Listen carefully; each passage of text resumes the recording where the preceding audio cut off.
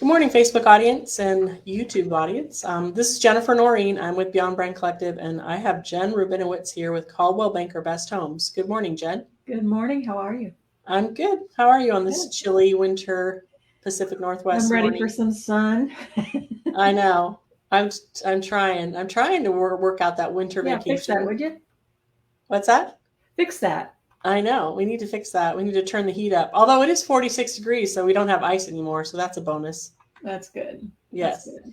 So we wanted to talk about 2022 since we are now in 2022. What a crazy couple of years we've had with real estate, unexpected numbers in many ways. Yeah, Happy I New know that. Year.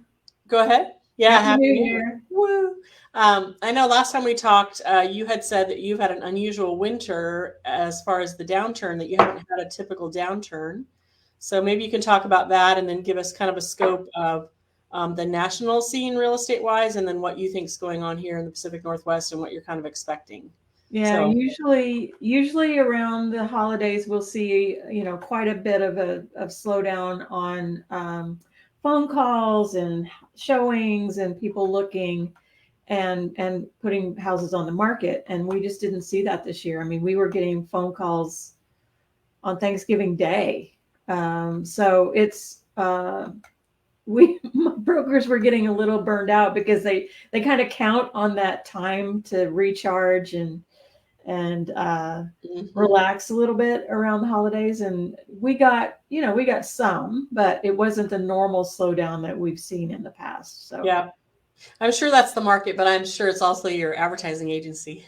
I'm sure. I'm sure, because you are actively on more active on social media now. I know we've turned things up a little bit. Maybe people are more Yeah. aware, and people are definitely more aware of who you are in the community. I know that, which is exciting to see.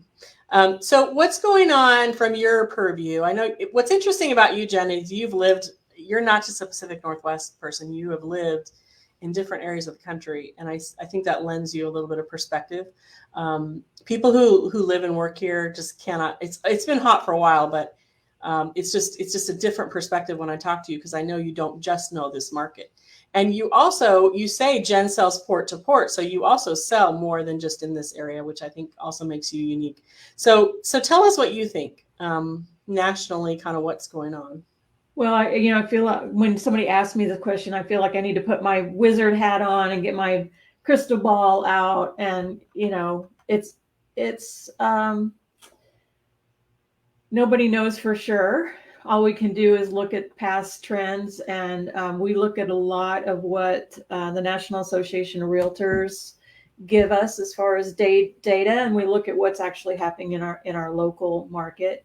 Lawrence Yoon is the chief economist with the National Association of Realtors, so Mm-hmm. he's very, very good, and we really love listening to him. But home sales have been the best they've been for 15 years. A lot of 50 or that was 15, 1 5 or 15. wow. Okay. So a lot of that's been driven by the pandemic and people realizing that they don't live in a house that fits them, or that they want to be closer to family. Anytime you see a pandemic or a hurricane, you'll see people reacting to that on, am I really where I want to be? And so, but a lot of the work at home stuff is and continues to drive that. I mean, with the Omicron variant now, we're still seeing a lot of folks not going back to the office. And so people are realizing this house does not fit what I need right now. Mm-hmm. So we're still anticipating on a national level fewer home sales in 2022, but still higher than what it was pre-pandemic. Yeah, because people are moving, and they're like you said, they're trying to find homes that fit their new life. Yeah.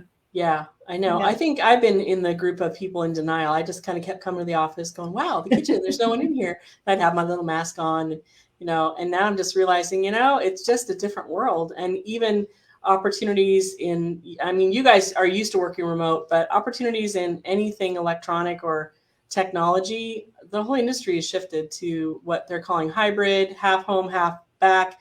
I think Microsoft was one of the leaders in that in the area that created a whole new office plan for their hybrid approach. And it's just a huge shift. And, some people It are is. wanting it. I think us extroverts are resisting it. But I think people are, like you said, they're finally starting to get it. Like, I need a legitimate home office where I can close my door and my kids aren't going to come jump on my lap. My dog's not going to bark.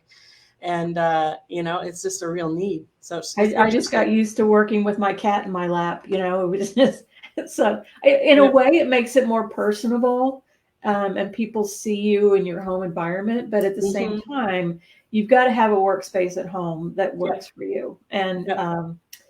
it's kind of forced us. I mean, I was really lucky because I started in telecom way back when, and so we were used to working remotely and working with.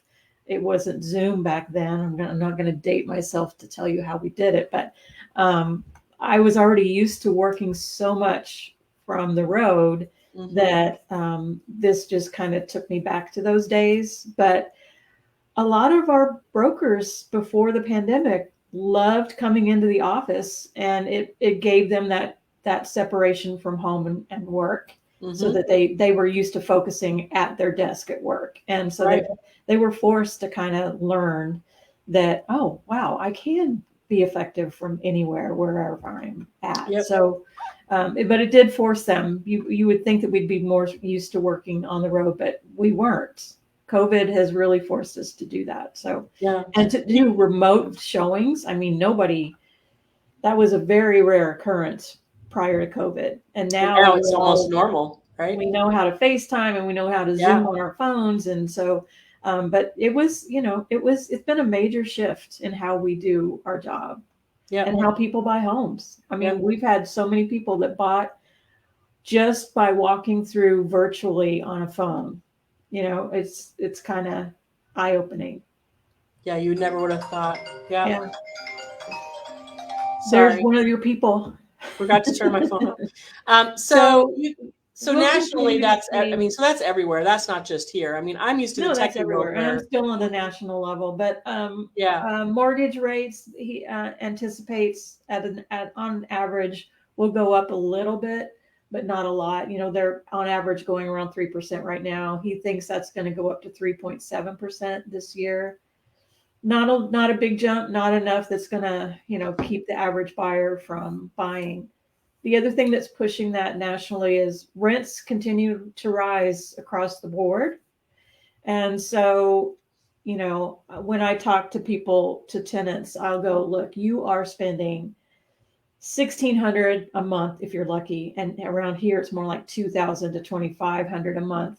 That money is going down the drain. I mean, yes, it's putting a roof over your head, but that money could be going toward building equity and building wealth for you. And right. so I think rising rents are going to continue to push buyers toward buying instead of renting. Mm-hmm. So that's also pushing that. It's still going to be a seller's market this year across the board, nationally and locally. So we're still definitely in a seller's market, just not as crazy as it has been the last couple of years. Yep.